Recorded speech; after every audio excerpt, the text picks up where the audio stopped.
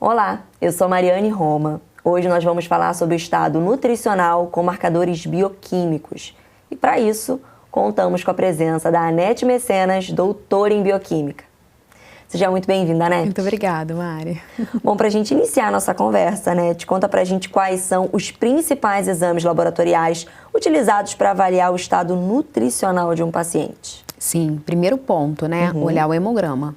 Então, o hemograma é muito importante, né? Então, a gente avaliar ali o HCM, né? O VCM, a gente avaliar o total de hematócrito, o total de hemoglobina. Então, isso é muito importante para uma correlação direta ali, por exemplo, com anemia ferropriva, anemia megaloblástica, anemia perniciosa, né? Deficiência de ácido fólico e vitamina B12.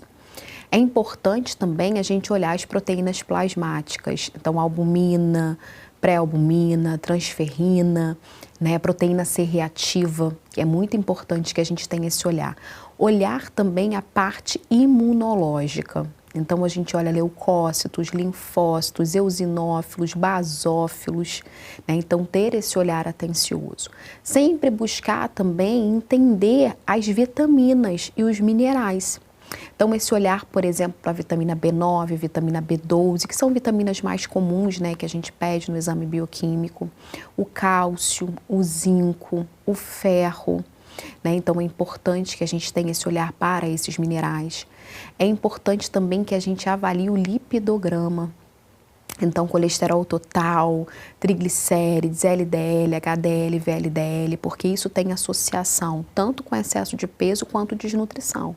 Então, por exemplo, uma baixa dosagem de colesterol total está associado também com desnutrição, né? Então, é importante que a gente acompanhe o lipidograma. Avaliar a função hepática, né? As enzimas hepáticas, fosfatase alcalina, TGO, TGP, gama-GT. Avaliar a função renal, ureia, ácido úrico, creatinina. É importante, talvez, né, dependendo do diagnóstico do paciente em relação à função renal, mas não somente por conta do quadro de desnutrição, avaliar a creatinina urinária, que tem uma associação direta com desnutrição proteico-calórica. Então, é importante que a gente entenda que esses marcadores bioquímicos são importantes para um diagnóstico nutricional. E, Anete, como as proteínas plasmáticas refletem o estado proteico visceral de um paciente? Excelente, Mari. A gente tem que lembrar que a albumina, ela é uma proteína plasmática que reflete ali em torno de 20 dias, né? Ela tem uma meia-vida de 20 dias. Então, ela normalmente reflete um estado nutricional mais crônico, uma desnutrição proteico-calórica mais crônica. Então, a albumina é muito interessante para avaliar a desnutrição proteico-calórica. A pré-albumina já tem uma meia-vida de 2 dias, então ela já busca dar um diagnóstico profissional de nutrição de uma resposta mais aguda. Então, se eu tenho uma desnutrição e uma perda de peso mais aguda, a pré-albumina vai refletir esse estado nutricional. A transferrina também é uma proteína plasmática que tem uma associação com o ferro. A transferrina ela é transportadora, né, de ferro. E aí, consequentemente, por ser uma proteína transportadora de ferro, quando a gente tem uma baixa de ferro, normalmente essa transferrina ela aumenta. Então, caracteriza uma anemia ferropriva. A proteína C reativa é uma proteína para estado inflamatório.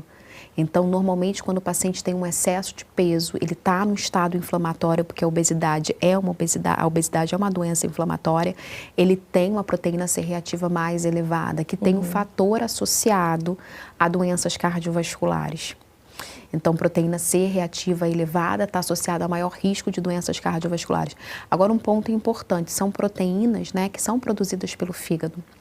Então, uma vez que o paciente tem alguma alteração hepática, é importante que o nutricionista tenha uma atenção nessa análise, na interpretação desses dados, porque você pode ter alguma alteração nessas proteínas e isso não ser tão fidedigno, mas, consequentemente, são proteínas importantes para avaliar tanto o estado inflamatório como de nutrição proteico-calórica. E, Anete, como o uso combinado de marcadores bioquímicos pode até melhorar a precisão de um diagnóstico nutricional? Excelente. Se a gente for pensar, por exemplo, numa desnutrição proteico-calórica, combinar marcadores bioquímicos como a albumina reduzida, né? Transferritina elevada numa anemia ferropriva, associar um colesterol total reduzido, associado a uma desnutrição proteico-calórica com redução mesmo, depressão de gordura subcutânea, gordura plasmática, tendo um reflexo direto ali na desnutrição, que já atinge mesmo o colesterol total, associando a uma creatinina urinária, em que esse paciente está perdendo mais proteína na urina. Então, esses parâmetros associados vão se correlacionar direto com a desnutrição proteico-calórica.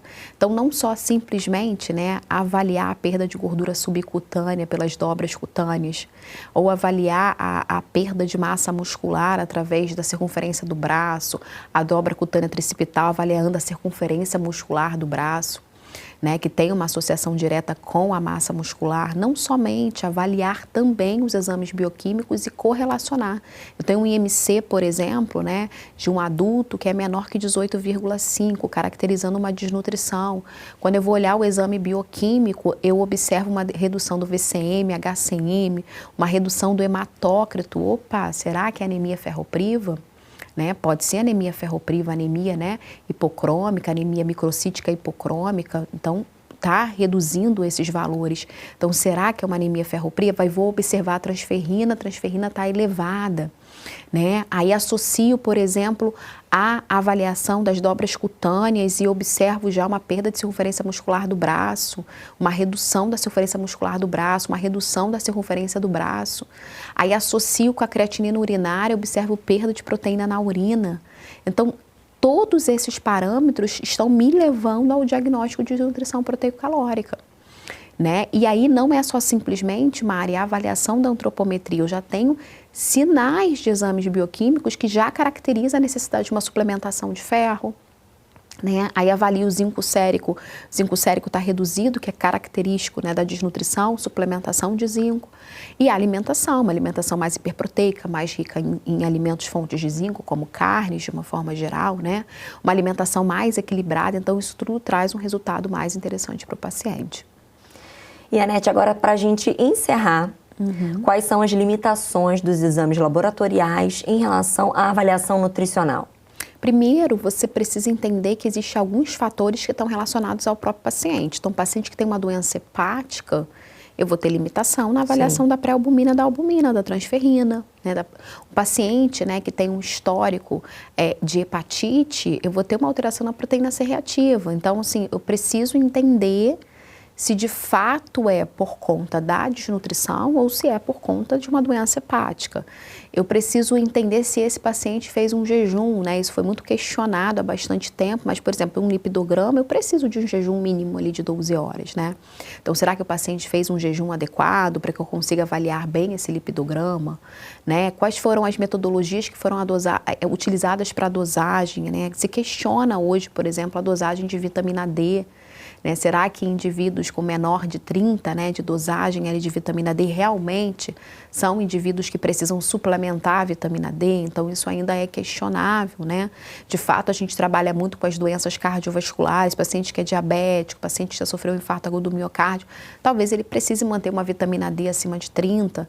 Então, isso tudo tem sido estudado, a literatura tem discutido sobre isso para saber se de fato, né, é necessária a suplementação, qual metodologia é melhor a ser adotada, né? Qual é a melhor dosagem, quais são os parâmetros. Então, isso tudo pode gerar viés, né, e análise inadequada. Então, um exemplo nítido, eu posso ter um paciente com hepatite e eu avalio o IMC desse paciente, ele está edemaciado, ele tem um edema. Então, eu já tenho ali um peso, né, que eu preciso descontar em relação a esse edema. Mas eu avalio, né, desconto o peso, né, faço toda a avaliação e ele está com IMC normal. Ok. Todavia, vou olhar, a albumina está reduzida, né? Aí eu avalio também a questão das dobras cutâneas e tal e observo que não tem desnutrição. Creatina urinária, normal, né? O paciente estava internado, então a gente tinha mais possibilidade de avaliar outros fatores. Então, assim, o que é essa albumina? Aí a gente vai olhar no prontuário, hepatite, mascarada. Então, acontece essas situações, o nutricionista precisa ter essa atenção para que ele não faça uma análise errada, né, daquilo que está sendo obtido nos exames bioquímicos. Anete, muito obrigada pela sua presença e também por todo o conhecimento. Obrigada, Mari. É isso, gente. Chegamos ao final. Bons estudos e até a próxima oportunidade.